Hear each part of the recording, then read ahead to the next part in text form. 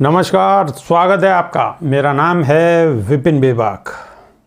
बात अंधविश्वास या विश्वास की होगी और जो शीर्षक है वो है धीरेंद्र शास्त्री।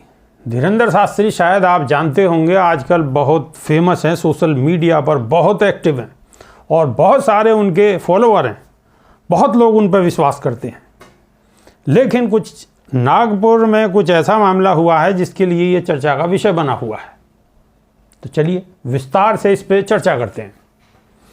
राम कथा की आड़ में अंधविश्वास को बढ़ावा देकर लोगों को ठगने वाले फ्रॉड धीरेंद्र कृष्ण शास्त्री की गिरफ्तारी के लिए कमर कसने वाले अंधश्रद्धा निर्मूल समिति के कार्यकर्ताओं ने दावा किया है कि वे इस धोखेबाज को जेल की सलाखों में पहुंचाकर ही दम लेंगे।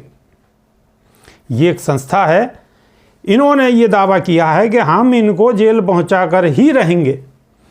नागपुर में राम कथा के दौरान चमत्कार दिखाने वाले दिव्य दरबार के आयोजन पर समिति के चैलेंज से घबराकर नागपुर से भागे मध्य प्रदेश के छतरपुर इलाके के बागेश्वर पीठाधीश्वर धीरेंद्र कृष्ण शास्त्री नाम के इस 26 साल के बागेश्वर धाम सरकार यानी कि धीरेंद्र शास्त्री की पोल खोलते हुए श्याम मानव ने इसे सार्वजनिक तौर पर अपने चमत्कार सिद्ध करने का चैलेंज दिया था, जिसके बाद ये बाबा आयोजन के बीच में ही छोड़कर अपने चेले चपाटों के साथ रातों रात नागपुर से सिर पर पांव रखते हुए फरार हो गए। एक मीडिया को रिपोर्ट के मुताबिक अंधश्रद्धा निर्मूलन समिति के एक्टिविस्ट श्याम मानव ने इस मुद्दे पर बातचीत करते हुए जब समाज में फैली कुरीतियों पर चर्चा की तो उन्होंने इस बाबा की पोल पट्टी खोलते हुए कई सारे खुलासे किए।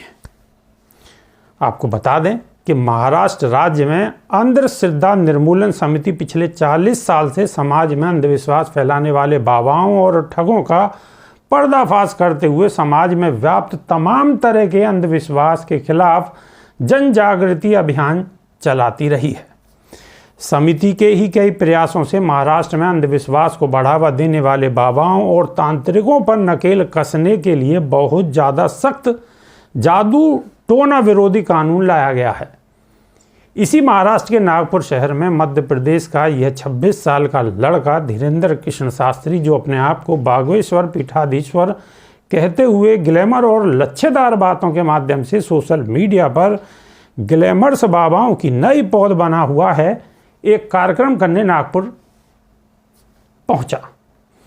5 जनवरी से 11 जनवरी तक नागपुर के रेशम बाग में पूज्य सरकार के श्रीमुख से श्री रामचरित चर्चा का आयोजन के तहत नागपुर पहुंचने पर बाबा धीरेंद्र ने राम कथा की आड़ में दिव्य दरबार और प्रेत दरबार जैसी हरकतें करते हुए अंधविश्वास फैलाना शुरू कर दिया।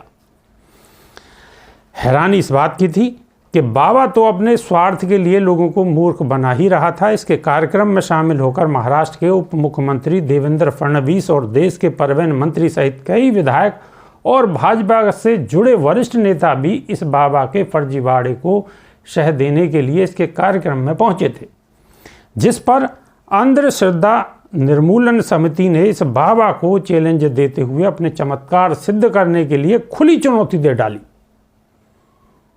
चमत्कार सिद्ध करने पर 30 लाख रुपए का इनाम देने की घोषणा कर डाली। इतना ही नहीं, समिति ने यह भी कहा था कि यदि बाबा अपने चमत्कार सिद्ध कर देता है तो वो खुद उनके पैरों में सिर रखकर माफ़ी मांगते हुए अंधश्रद्धा के खिलाफ चलाए जाने वाले सभी कार्यक्रम भी कराना बंद कर देंगे। समिति की इस चुनौती से भोले वाले भक्तों को अपने मोह में फंसाकर उन्हें मूर्ख बनाने वाले इस बाबा को सिट्टी पिट्टी गुम हो गए। समिति की चुनौती स्वीकार कर अपनी चमत्कारिक शक्तियां का प्रदर्शन करना तो दूर, ये ढोंगी बाबा नागपुर से रातों रात अपने चेले चपाटों की फौज के साथ वहां से फरार हो गए। इसी धीरेंद्र शास्त्री को चैलेंज करने वाले तर्कशास्त्री श्याम मानव ने एक मीडिया को बताया कि वह मुंबई में रहकर 40 साल से समाज में अंधविश्वास फैलाकर लोगों को मूर्ख बनाने का धंधा करने वाले बाबाओं और तांत्रिकों के खिलाफ अभियान चला रहे हैं।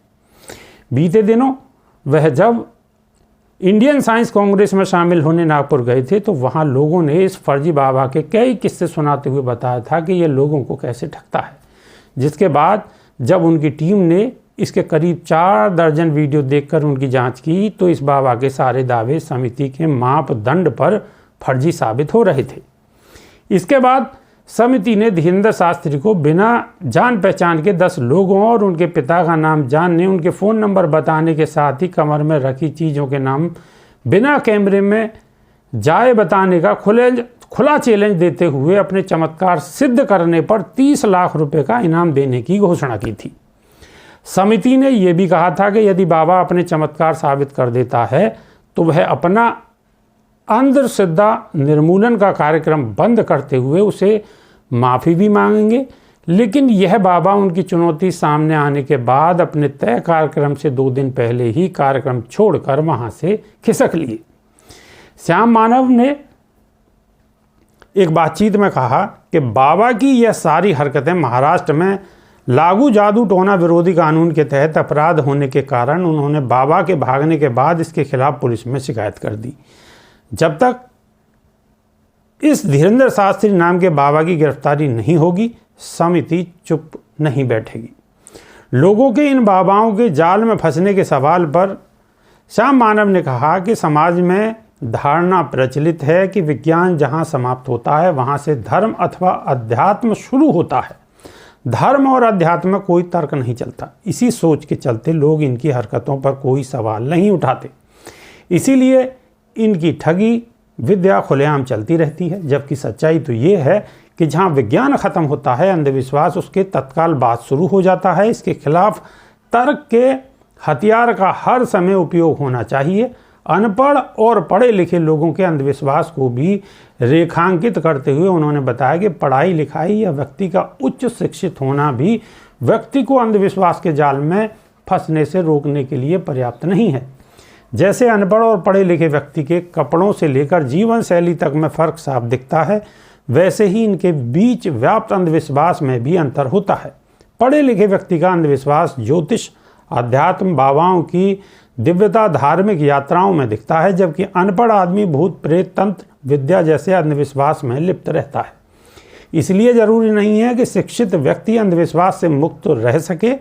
अंधविश्वासों से मुक्त समाज बनाने के लिए शिक्षा को वैज्ञानिक और तार्किक बनाने के साथ ही व्यापक पैमाने पर अंधविश्वासों के खिलाफ जन जागरूकता अभियान चलाए जाने, समाज में अभियान चलाकर वर्कशॉप के माध्यम से इनको पोल खोलने जैसे उपयोगों का सहारा लेकर इनको उजागर करना होगा।